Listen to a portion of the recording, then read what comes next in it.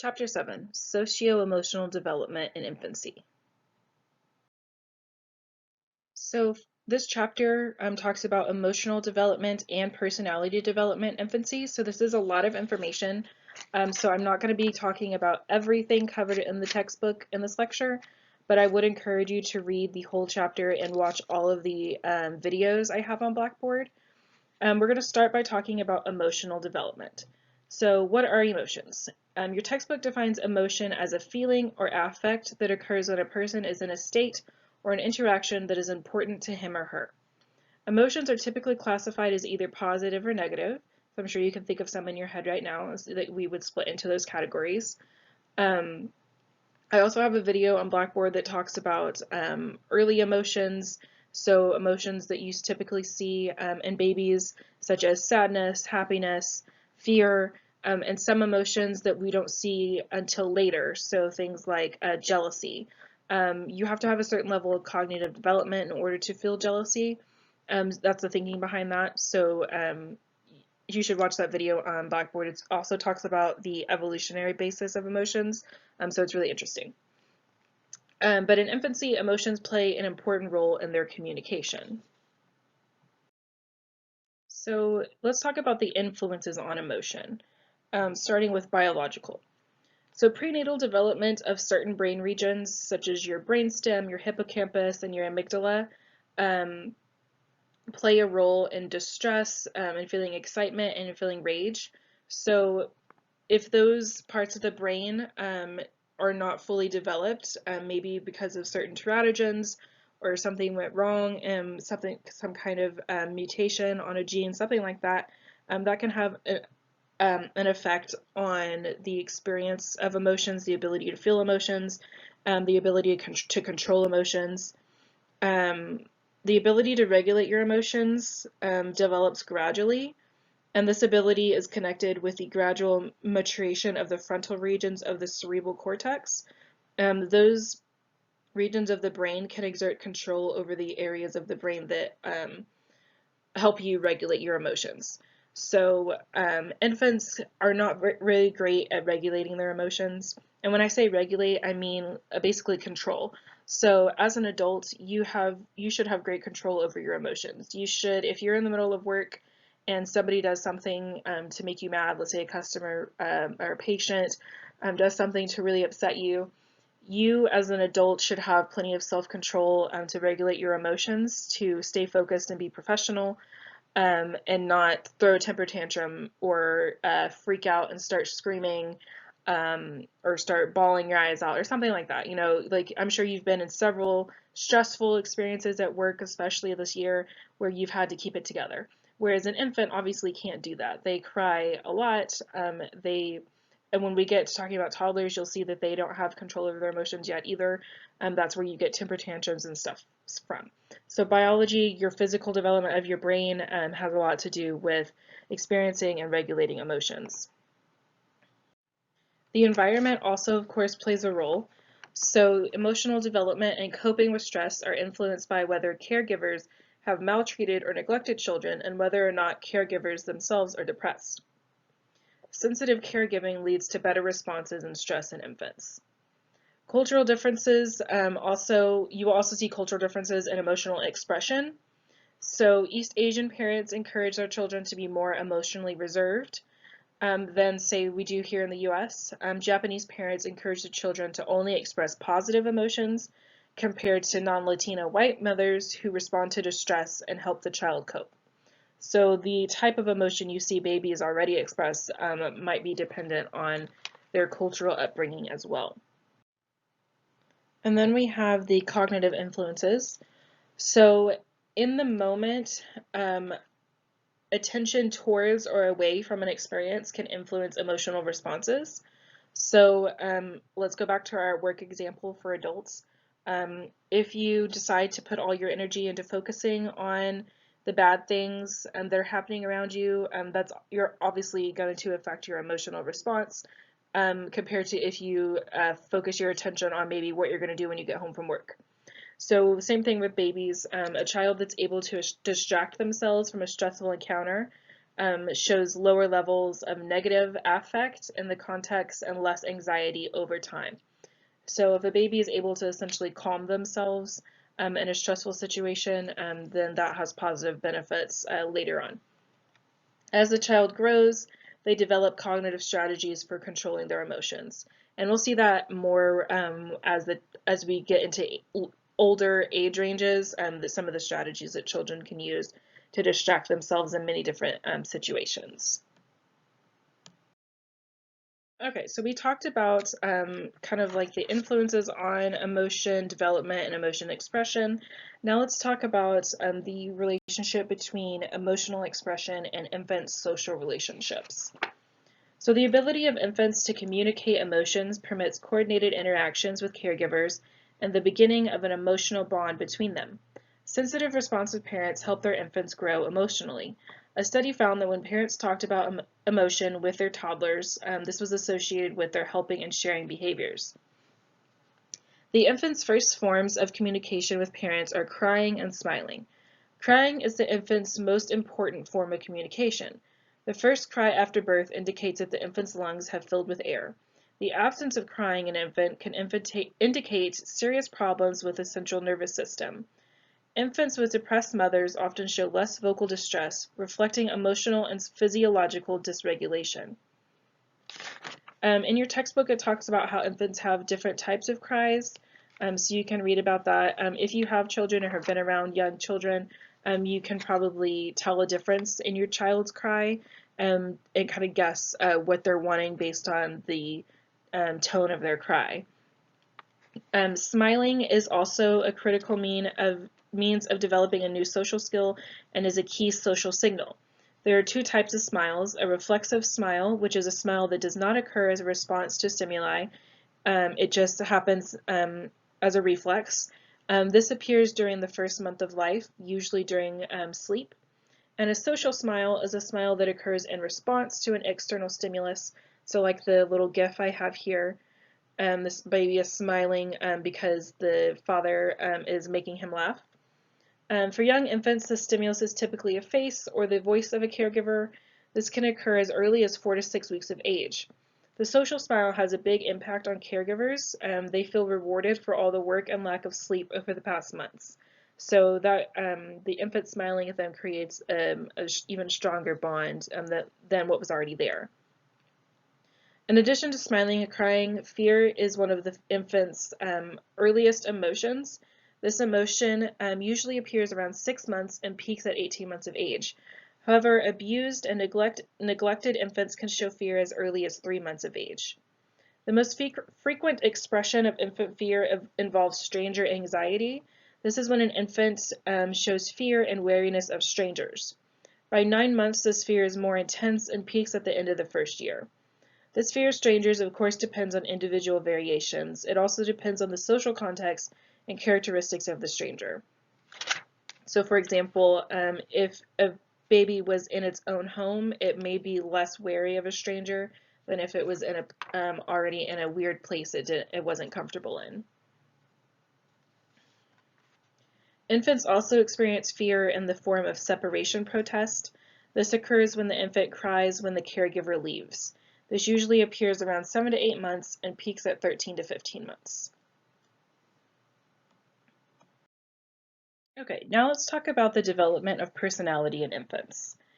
So we talked about emotions, and in your textbook, there's also a section on temperament that I skipped for this lecture, so you should go back and read about that. But those two both represent key aspects of personality. And your book defines personality as the enduring personal characteristics of individuals.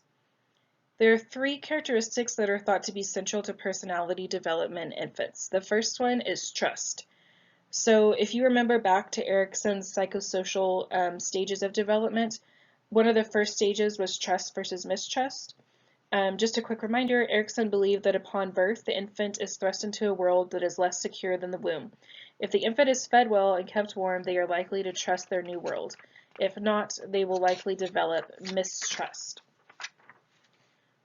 Note that this is not set in stone at this stage. An infant can leave this stage with a sense of trust, but later experiences can activate mistrust.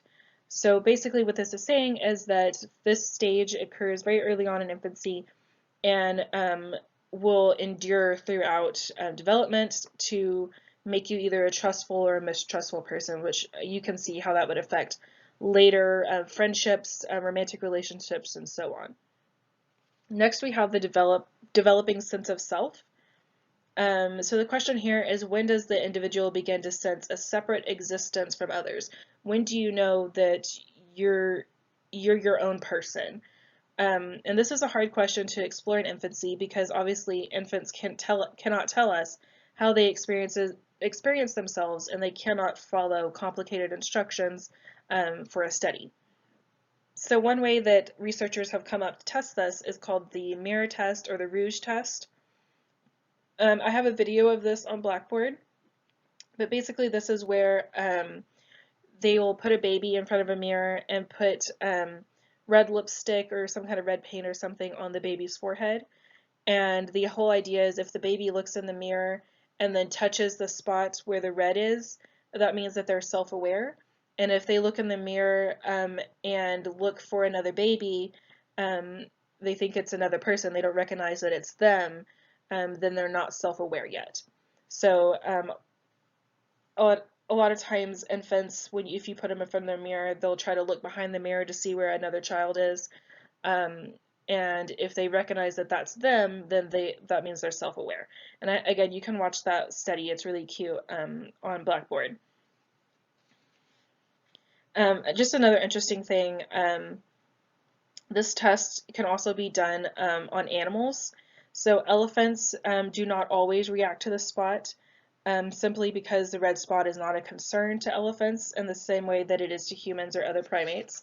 So obviously, like for humans, like if you were to walk into a bathroom right now and see that you had a big red spot on your forehead, you would automatically see that and try to get it off because that's not something we walk around with as humans on our face, but an elephant doesn't care about that. So they might see it in the mirror, but they're just not concerned, so they don't try to wipe it off. For gorillas, when they've done this, they found that gorillas are shy and embarrassed easily. So they're aware of the spot, but they don't immediately touch their forehead and try to get it off. They'll go off alone somewhere and try to remove it by themselves when they have privacy. So it's just kind of cool that you can do this test in different species as well. Okay, next we have independence. So in the second year of life, independence becomes a central theme. Again, thinking back to Erikson's stages, the next stage after trust and mistrust is autonomy versus shame and doubt. At this stage in life, when motor skills are becoming more developed, so toddlers can walk around, they can climb, they can open and close things, they can drop, push, pull, hold, and let go. They're really excited about these new skills and they want to do everything themselves. So it's important at this stage for caregivers to allow the toddler to do things they are capable of at their own pace. Rushing a toddler or stepping in and doing it for them will lead to the development of shame and doubt because it doesn't allow the child to learn for themselves. Now, keep in mind that doing this every once in a while isn't the end of the world. So if you're in a rush to get somewhere, you're running late, and your toddler really wants to get dressed themselves and they're just taking too long, and you say, we don't have time right now, let me do it. Every once in a while, that's not going to make them develop shame and doubt. It's the parents that are constantly overprotective and constantly criticizing toddlers that develop an excessive sense of shame and doubt about their abilities to control themselves and their ability to control their world. Okay, and then next we have attachment. So again, this is something that you really need to watch a video on, which I have linked on Blackboard, but I'm going to go through the different theories on attachment real quick. So first of all, attachment is referring to the attachment that develops between an infant and their main caregiver. For just to make things simpler, we're just going to talk about the attachment between an infant and their main caregiver. So just one, not mom and dad, but either mom or dad or whoever the main caregiver is. Obviously, infants develop attachments to more than one person, but this is simpler if you just think about it as the infant and mom or dad. So basically, the theories are talking about why does this attachment even occur in the first place. So the first theory was proposed by Freud, who said that infants become attached to the person or object that is providing them oral satisfaction, which is usually the mother, since she is typically the one feeding the infant. So think about that for a second and think about if you think that that would be true. So he said person or object that's providing oral satisfaction, which is typically going to be the mom. So in 1958, Harry Harlow conducted a study to test this theory, and I have his monkey study linked on Blackboard so you can watch. But in the study, he showed that feeding was not the key to developing attachment. He discovered that contact and comfort was also important. So that kind of makes sense with Erikson's theory of that it's not just about food, you need warmth and love as well to develop attachment. So it couldn't just be any person that's just giving them a bottle and leaving, or some kind of object, the machine that feeds the baby, and that's it. You need more than that to form attachment. The third theory is from John Bowlby, and Bowlby stresses that infants and their caregivers are biologically predisposed to form attachments to each other. So we already talked about how infants have certain tools to keep a caregiver near, such as crying, smiling, even like being able to cling to the mother or father. And as their motor skills progress, they're able to follow a caregiver by crawling and walking as well. All of these things increase the infant's chances for survival. So Bowlby thinks that something in our genetics as humans, we were born with this ability to develop attachments to increase our survival. So the next person to talk about, this isn't a theory, but this is Mary Ainsworth's strange situation. And this is a study that she developed to test infants' motivations to be near their caregiver and to what degree the caregiver's presence provided the infant with security and comfort. So I have a video on a Blackboard of this study that goes through the different attachment styles. So she has different attachment styles that is based on the infant's reaction to her study. So it's really just simpler if you go and watch that instead of me trying to explain it without being able to show you the video. So after you watch that, come back, because there is one attachment style that's not in the video, and that's the insecure disorganized attachment style. So if this one was in the video, you would see the baby appear dazed, confused, and fearful. They show strong patterns of avoidance and resistance or extreme fearfulness around their caregiver. This is typically when babies are abused. This is typically when they show the insecure, disorganized attachment pattern. So as the video implied, caregiving styles are linked to the infant's attachment style. The link between responsive and sensitive parents and the development of a secure attachment is not especially strong, but there is some kind of link there. Caregivers of avoidant babies tend to be unavailable or rejecting. When they interact with the infant, they may be angry or irritable. For resistant babies, their caregivers tend to be inconsistent. Sometimes they respond to the infant's needs, and sometimes they don't. They tend to not be very affectionate. And as I said already, caregivers of disorganized babies often neglect or abuse them. In some cases, though, the caregiver is depressed. So, with all that being said, do these individual differences in attachment actually matter? So Ainsworth thought that the attachment styles in infancy laid the foundation for future development.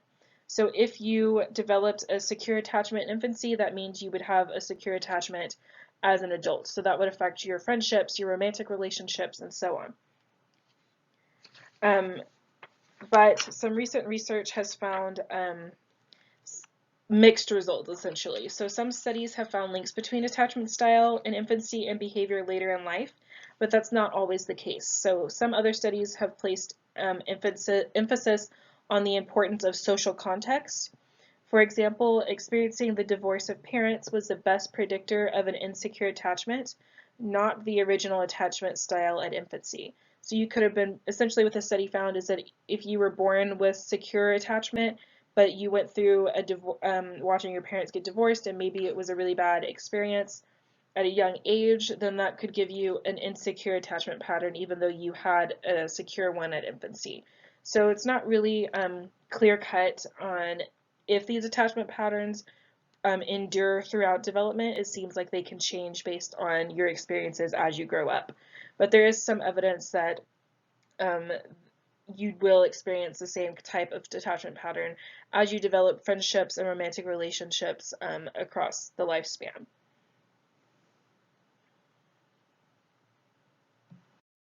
And just really quickly, this is not talked about in your textbook, but I think it'll be helpful for your assignment on this. Reactive attachment disorder. So with this one, causes of this can be neglect, abuse, separation from a primary caregiver at a really young age, or growing up in a foster home. With this, you see extreme problems in forming attachments. So it's not that you formed a disorganized, insecure attachment, it's that you can't form an attachment at all. And this is displayed in different behavior problems, so you'll see feeding difficulties, you'll see unresponsiveness to others, and sometimes failure to thrive. And the last thing we're going to talk about in this lecture is how our social context influence social and emotional development in infancy. So the first thing we're going to talk about is different family issues. So first of all, the transition to parenthood. So when people become parents through pregnancy, adoption, or step parenting, they face a really transitionary period. So especially for the first time, they have to adapt to this new situation. During the early years of a child's life, parents must juggle their new roles as parents and as self-actualizing adults. Participating in programs like Bringing Home Baby helps the new parents strengthen their relationship with each other and understand and become acquainted with their newborn. They can learn how to resolve conflicts, they can develop parenting skills, all of that kind of stuff for new parents is really awesome. And programs like this are correlated with lower levels of postpartum depression in women, which we know is going to have really great impacts on the baby's physical, cognitive, and social emotional development. Reciprocal socialization is socialization that is bidirectional, so children and parents both socialize each other. In infancy, mutual gaze or eye contact plays an important role in early social interaction. A harsh parenting style can lead to a defiant child, but this is bidirectional and possibly affected by genes. So, if your parents were difficult children when they were little, then they probably passed down some kind of genes that show up in their child. If a child is acting difficult, then the parent is going to be more harsh, which causes the child to then act more difficult, and so on and so on. So it's bidirectional. The parent affects the child affects the parent. Managing and guiding infants' behavior. Managing and guiding an infant's behavior involves being proactive and child-proofing the environment so infants won't encounter potentially dangerous objects or situations, and engaging in corrective methods when an infant engages in undesirable behaviors. So as a child gets older, the intensity of disciplinary action often increases, things like yelling or spanking, etc. A special concern is that such corrective disciplinary tactics do not become abusive. So new parents are going to have to learn how to manage their infant's behavior without becoming abusive and without causing the infant to develop shame and doubt and so on. Okay, lastly on family, let's just talk about mothers and fathers as caregivers. So in most cultures, mothers tend to be more involved in caring for their infants than fathers. Mothers do more family work than fathers, but observations of fathers with their infants suggest that fathers have the ability to act sensitively and responsively with their infants. The typical father, however, behaves differently toward an infant than the typical mother, with paternal interactions more likely to include activities such as rough and tumble play. So the type of interaction you have with your parent is going to determine your socialization. And what you typically see when you compare female and male babies is the fathers will interact more with the male babies and they play with them differently. And we'll talk about that more when we get into older children as well, what kind of effects that has on gender development. Okay, but moving on to childcare, many U.S. children today experience multiple caregivers, so more than just mom and dad. About 2 million U.S. children are in formal licensed daycare, with millions more in informal, unlicensed babysitting situations. In part, these numbers reflect the fact that U.S. adults cannot receive paid leave from their jobs to care for young children. So I'm not going to go too in depth here, but you can read about this more in your textbook, because there is a big difference between a formal licensed daycare, which pays staff, and preschool, which is more going to be like actual teachers, and then your informal unlicensed babysitting situation. So this could be grandma is watching the baby. It could be you're paying a teenager babysitter to watch the baby. It could be also as some kind of like daycare program, maybe at a church or something, where you have just a church member who's paid by the church maybe to stay, or volunteers maybe even by the church to watch young children. So there's different types of situations there. But the main idea here is that parents are working more, so you have more women in the workforce. They're not staying at home, and they are not able to get a lot of leave to take care of their babies. So they get maybe a couple months at the most, and then they have to get back to work and have someone take care of the baby. Let's just really quickly talk about variations in childcare lastly. So because the United States does not have a policy of paid leave for childcare, childcare in the United States has become a major national concern. The type of childcare varies extensively. Strategies parents can follow in regard to childcare include the following. Recognize that the quality of your parenting is a key factor in your child's development. Make decisions that will improve the likelihood you will be good parents. Monitor your child's development and take some time to find the best childcare. Again, there's some guidelines I think listed in your book about what makes childcare good versus bad. But that is all I'm going to be covering on here. So there's one more section in your textbook that talks about the effects of poverty on social and emotional development that you should read as well.